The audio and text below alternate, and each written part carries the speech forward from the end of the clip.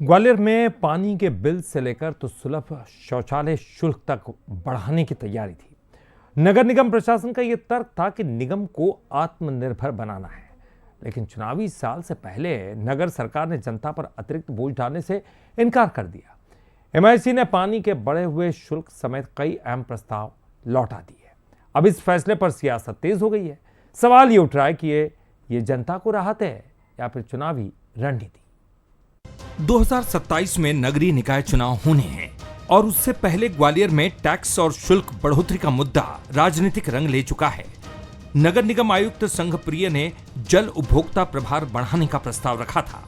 घरेलू जल कनेक्शन, बड़े घरों, होटल, गेस्ट हाउस, निजी अस्पतालों और व्यावसायिक प्रतिष्ठानों के लिए नई दरें तय करने की तैयारी थी। सुलभ शौचालय का शुल्क भी 5 रुपए से बढ़ाकर 10 रुपए करने का प्रस्ताव था, लेकिन महापौर डॉक्टर शोभा सिकरवार और एमआईसी सदस्यों ने इन प्रस्तावों को ये कहते हुए वापस कर दिया कि महंगाई के दौर में जनता पर अतिरिक्त आर्थिक बोझ नहीं डाला जा सकता। जो प्रस्ताव आया था उसमें जैसे अभी जो भी कर दे रही है जनता उससे डबल किया गया था, तो ये प्रस्ताव हम लोगों ने लौटा दिया है, क्योंकि अभी हम पूरी सुविधाएं जब तक अपने शहरवासियों को नहीं देंगे तब तक ये कर लगाना मुझे नहीं लगता उचित है। जब हर घर में पानी की लाइन पहुंचेगी, हर घर में पानी मिलेगा और हमारे शहर में जितने भी सुलभ शौचालय हैं सबकी मरम्मत होना है और जैसे साफ भी रहने चाहिए, जिससे कि कोई भी आम आदमी भी अगर उसमें शौचालय में जाए तो उसको साफ सफाई दिखना चाहिए। और जब ये पूरी सुविधाएं उपलब्ध हो जाएंगी, मुझे लगता है कर तो तभी बढ़ाया जाना चाहिए जब तक जनता पर कोई भी अतिरिक्त भार नहीं डालना चाहिए। नगर निगम प्रशासन का तर्क अलग है।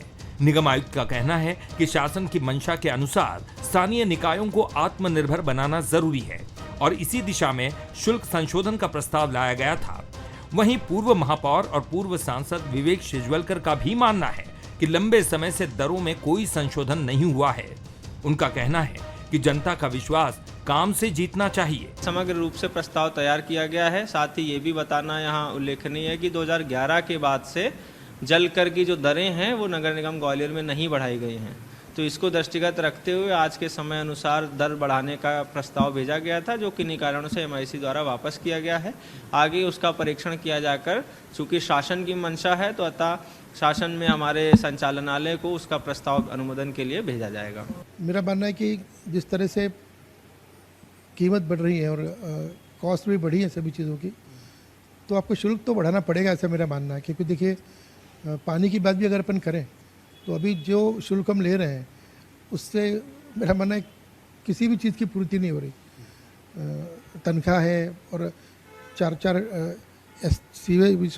वाटर ट्रीटमेंट प्लांट बने हुए हैं, वो ऑपरेशन में है, तो मेरा मानना है कि इसकी कीमत तो बढ़ेगी।